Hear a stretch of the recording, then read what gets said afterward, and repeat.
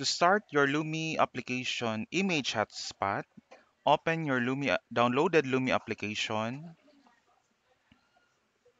okay, and choose H5P editor. So click or double click start button, then create new H5P. The most important thing in before preparing what assessment type you are going to use in Lumi is you need to plan what particular type of assessment you are going to make for our students to answer. So one is image hotspot. So in content search, type image hotspot.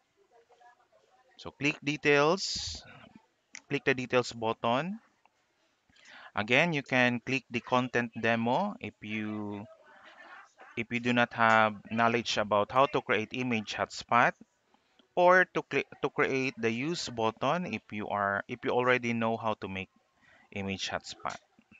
Okay, so in my case I already prepared an image and ready to place hotspot of that particular image.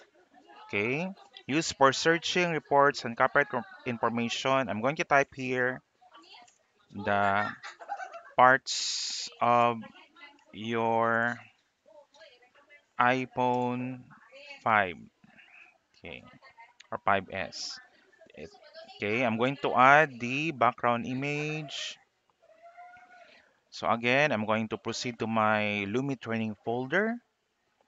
I'm going to use this one. So may kodigo na rin ako what particular hotspots I'm going to make. So parts of iPhone 5s. So iPhone 5s pa lang aking ginawa. Okay? So if I'm going to edit this one or to cut the picture, I'm going to click edit image. Ayan siya. So hindi ko na po babaguhin. I'm going to click save. Okay, next is to pre-icon. So ano pong gagawin natin sa icon? So ang gusto ko po is plus symbol. Okay? And this one is, I'm going to create now my hotspot. So pwede itong baguhin nyo ng kulay. Pwede pong yellow to make it visible to my students. Okay, so I'm going to click to make this one visible. So this one, if I'm going to place here the hotspot, I'm going to click, then place the word that will pop out. So header option here for pop up. So I'm going to click here the Apple logo. Okay. Next is to, so I'm going to preview first. Ano kaya magiging kahinilitan nito? So ayan siya. Dito ko nilagay yung hotspot. If the students would click this one,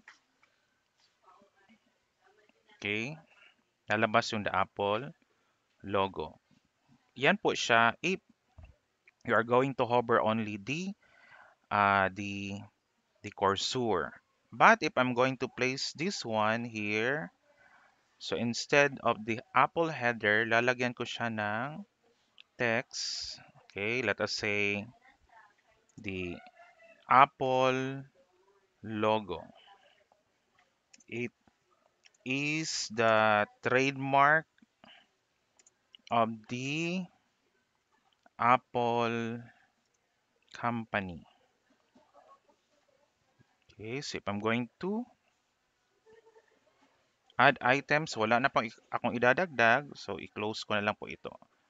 Okay, confirm. So titingnan natin ulit by viewing our creation. So if I'm going to click this one, may mag-hover, plus if I'm going to click the plus symbol, lalabas po itong ginawa ko kanina. The Apple logo, it is the trademark of the Apple company. So let us continue by clicking the edit button. Let us add more hotspot. Okay? So add hotspot. Dito pa rin. So let us make this one visible. So for example, this one. Okay, the camera of the Apple. Next is the header.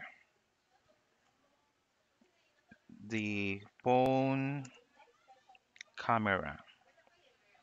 Okay, add item po tayo, katulad ng ginawa natin kanina. So I'm going to add text. Okay, so let us research.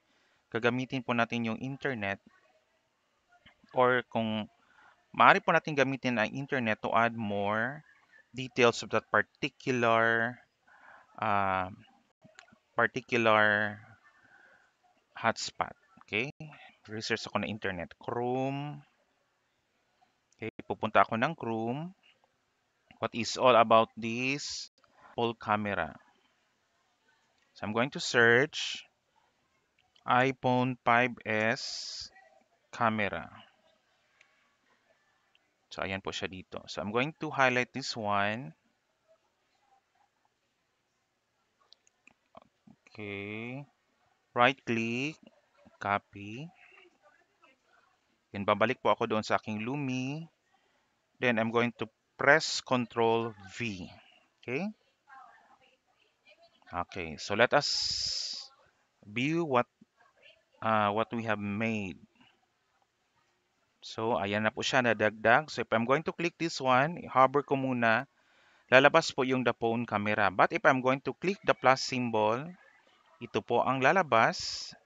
Uh, the box that details what is all about the iPhone 5s camera. Okay, so I'm going to click this one, close. So magdadagdag po tayo. So you can add more hotspots on this particular picture. So this is best for TVL subjects. It can also be used for science and social studies. Nalalagyan po natin yung hotspot, yung particular picture, so that the students can fully understood the detail in that particular picture. So I'm going to edit. Pwede naman po tayong magdagdag ng video. So add item. Okay, add hotspot po ako, or okay. Let us say add item po tayo. Add item. Kasi alam naman po natin pagdagdag ng hotspot. Magdadagdag po ako ng video to discuss more about the iPhone 5s. So let us say the video is all about the iPhone 5s. Okay. Nakapag-save na po ako ng video galing sa YouTube. So if you do not know how to save a video, you can ask the help of your ICT coordinator of your school. So upload video. Pwede naman pong URL. Problem is, pag mahina po yung internet, maglo-loading po yung video na inyong dinagdag dito sa enter video URL. So in my case, I already downloaded a particular video of this.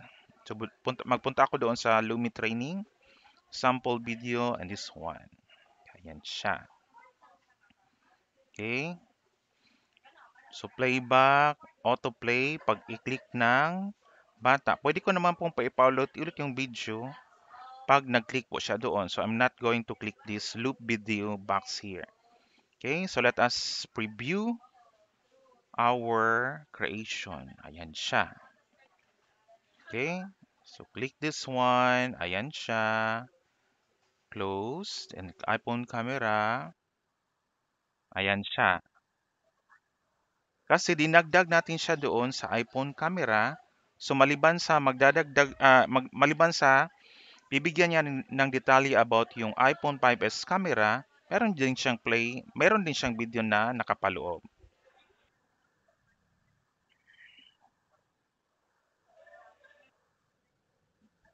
Okay, I'm going to post.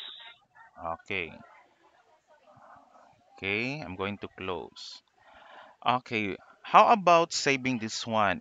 It is best if you save the video uh, in your PC or laptop drive. Okay, na nasa raw materials pa po siya nang hindi siya nakalock, so that if you add more discussions on this particular lesson, you can add doon mismo sa raw materials ninyo. So, paano siya magsisave? So, click File, then Save As. Okay, gagawa po tayo ng folder na ating raw video. Para kung magdadagdag naman po kayo, so sabi ko, pwede nyo dagdagan. Raw video. Okay, save po natin. Okay, double click to open. So nasa save type po siya na H5P package. I'm going to click save. So that is how to save your H5P.